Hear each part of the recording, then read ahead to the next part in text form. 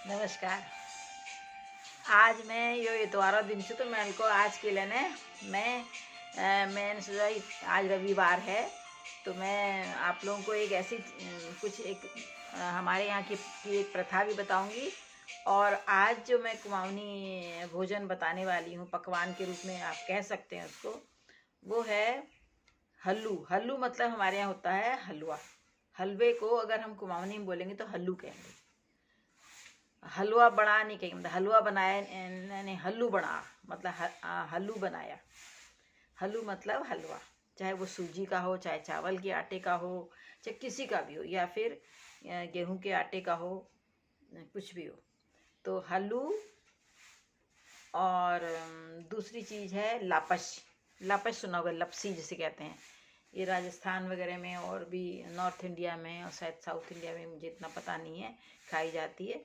और ये लपसी, लपसी गेहूं के आटे की बनती है।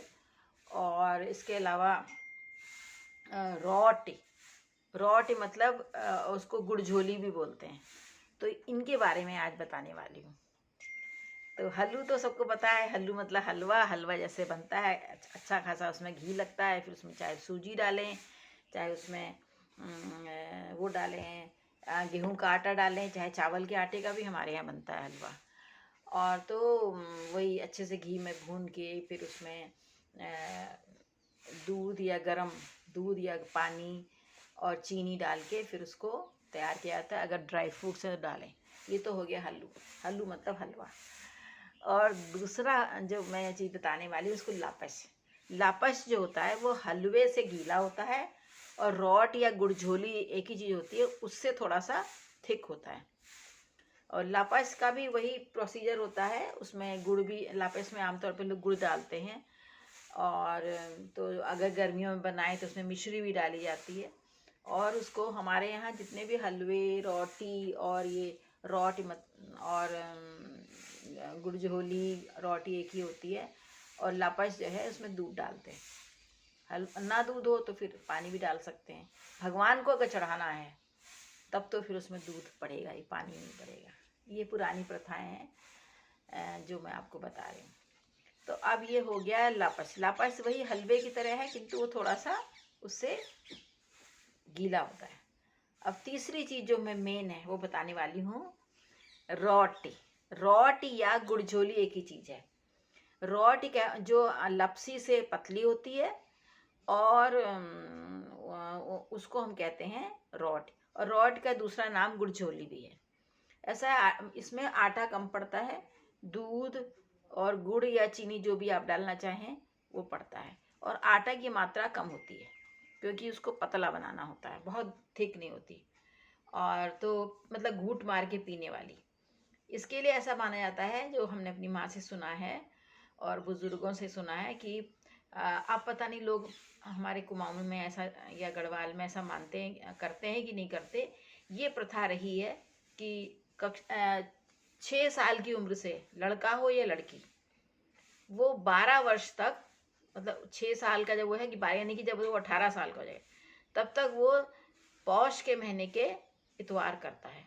किसी पौष में और वो 4 इतवार या 5 इतवार जितने पड़े उस पौष में।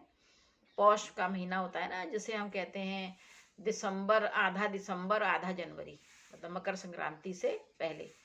तो उसमें जो इतवार पड़ते हैं उस दिन एकदम सूरज की पहली किरण के निकलने से पहले ही ठंडे पानी से सर से ही स्नान करके, और जैसे ही सूरज निकले उसकी फिर आरती वारती की जाती है। उनको अक्षत, रोली सब चढ़ाया जाता है, फूल, लाल फूल चढ़ाए जाते हैं। और वो उस दिन वो, और सूरज छिपने से पहले ही ये रोटी या जिसे हम गुड़झोली भी कहते हैं उसके साथ पूरी पराठा खाया जाता है। और सारे दिन कुछ नहीं खाते, सर में तेल भी नहीं लगाते। और बच्चे ही करते हैं ज़्यादातर इसे। और बचपन से इसे, असल में शायद ये बुजुर्गों की रहा है कि अगर बहुत तेज़ ठंडक पड़ने से, सर्दी पड़ने से पहले अगर हमारी बॉडी इम्यून हो जाए तो इसलिए ठंडे पानी से नहलाया जाता है बच्चों को। शुरू शुरू में बच्चों को कष्ट होता है, फिर वो आदत बन जाती। फिर पूरा गांव, हमारी माँ बताती थी, जब पूरे गांव के बच्चे करते थे, कहते कल पौषा पूछा मेला इतवार करण चल बोल बटी, मतलब कल से पौष सॉरी, इतवार करने, तो एक उत्साह भी रहता था। और बुजुर्ग लोग इसको ऐसे उत्साहित करते भी थे जिससे कोई बच्चा रोए धोए नहीं। पहले पहले इतवार करने में 6 साल का बच्चे को आप सुबह सुबह उठाएंगे, ठंडे पानी से नहलाएंगे तो थोड़ा सा उसको तकलीफ होगी, किंतु उसकी बॉडी मजबूत हो जाती थी, ऐसा माना जाता था। तो उस दिन सूरज छिपने से पहले सारे दिन कुछ नहीं खाते। ये नहीं कि हम कभी दूध पी रहे हैं, कभी हम वो मतलब कोई मेवा मिष्ठान खा रहे हैं, ऐसा व्रत नहीं होता। ये बहुत कड़ा व्रत होता है। और पर सूरज छिपने से पहले कुछ घंटे का ही होता है। सूरज छिपने से पहले ही इसमें सूरज भगवान की पूजा करके और फिर आरती करके उनकी, और फिर खाया जाता है बगैर नमक का खाना, जिसमें रोटी बनती है। रोटी जो होती है बहुत एक इसमें लोहे के बर्तन में नहीं बनाते इसको। जिस दिन अगर ये इतवार 12 वर्ष के इतवार से बोलते हैं, जैसे पौष के महीने के इतवार के लिए अगर बनाया जाता है तो उसको पीतल के बर्तन में या तांबे के बर्तन में तो घी में थोड़ा सा आटा भूना जाता है अच्छे से, खूब अच्छे से। जब भुन गया तो उसमें गरम गरम दूध डालते हैं, काफ़ी सारा, पतला पीने लायक रहे, और उसी में पकाते हैं उसको। और उसमें फिर गुड़ डाला जाता है, और उसको गुड़ झोली, झोली हमारे यहाँ कहते हैं कढ़ी को। झोली मतलब पयो, तो वो तो नमकीन होता है पर ये मीठा होता है। इसके साथ पूरी या पराठे शुद्ध घी में बने हुए वो बच्चों को दिया। तो उसके लालच में बच्चे ये व्रत कर भी लेते हैं, क्योंकि बच्चे ही होते हैं। धीरे धीरे जब वो बड़े हो जाते हैं तो फिर वो उसको अपना कर्तव्य मान के करते हैं। और पुराने समय में ये सब मैंने तो नहीं किया है ये, किंतु मेरी बहनों ने किया है, मेरे भाई ने किया है जब वो लोग गाँव में थे, और बाहर काफ़ी समय तक किया है। तो इसको हम कहते हैं रोटी। अब रोटी और गुड़झोली एक ही चीज़ है। आप ध्यान से सुने कि इसको हम पीने लायक बनाते हैं। मीठा होता है, गुड़ से बना होता है, और लापाशी गुड़ की भी होती है, चीनी की भी होती है, और मिश्री की भी होती है। वो रॉट से थोड़ी गाढ़ी होती है, और रोटी लापस को बहुत देर तक रख दो वो हलवा जैसा हो जाता है, और हलवा थोड़ा उससे और थिक होता है। तो ये हमारे यहाँ की कुमाऊँ की विशेषताएं हैं।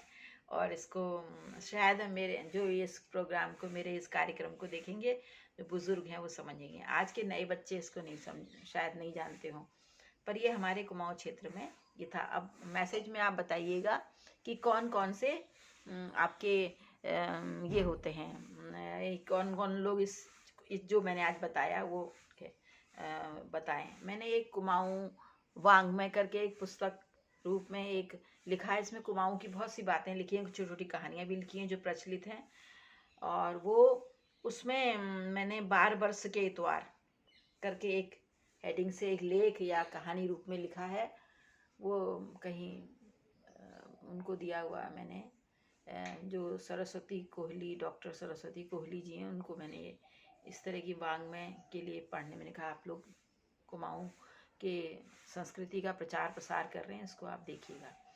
तो अभी तो कोई खास प्रत्युत्तर अभी नहीं मिला, वो बहुत व्यस्त रहती हैं वो, किंतु उसमें इस तरह की बातें लिखी हैं। और हमारे कुमाऊँ में एक कहावत भी प्रचलित है।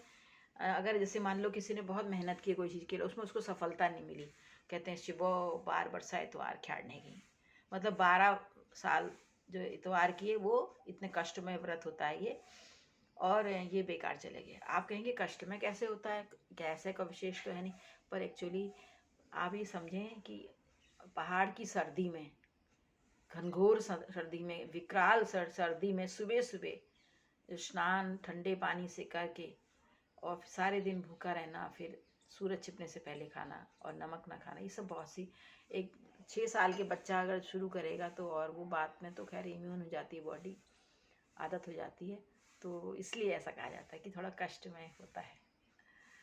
जब मैं आप सभी लोगों को, जो लोग आज करवा चौथ का व्रत कर रही हैं, हमारे कुमाऊँ की भी सुहागन महिलाएं ये व्रत करती हैं, और इसके बारे में ज़्यादा कुछ तो मैं नहीं कहूँगी, बस कहूँगी सबको बहुत मेरा आशीर्वाद में, मैं एक बुज़ुर्ग महिला के तौर पे आप सबको आशीर्वाद देती हूँ।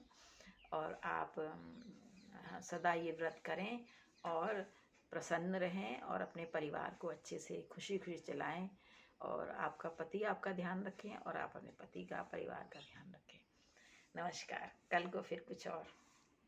बताइएगा कैसा लगा, और इसको सब्सक्राइब जरूर करिएगा जिन्होंने नहीं किया, और लाइक भी करिएगा। मैं आपको अब डांट के कह रही हूँ, करो करो ना। देखो मैं इतनी बड़ी एक बुजुर्ग महिला करती हूँ आपके लिए, सुबह सुबह वो बना रही हूँ कोई एहसान तो ऐसे नहीं है, हम बुजुर्गों का कर्तव्य है। पर यह है कि अगर आप यूट्यूब में जाकर मेरे चैनल पिटार में जाकर अरुण पंत करके और पिटार करके ब्रैकेट में सिंदूक, उसमें जाकर आप इसको लाइक करें, शेयर कर दें, दूसरों को उसकी चर्चा करें, तो मुझे अच्छा लगेगा और आपको भी अच्छा लगेगा। इसमें आपका कुछ नहीं जाएगा। ये मेरी आपसे हाथ जोड़कर विनती है। अच्छा, नमस्कार, प्रसन्न रहें।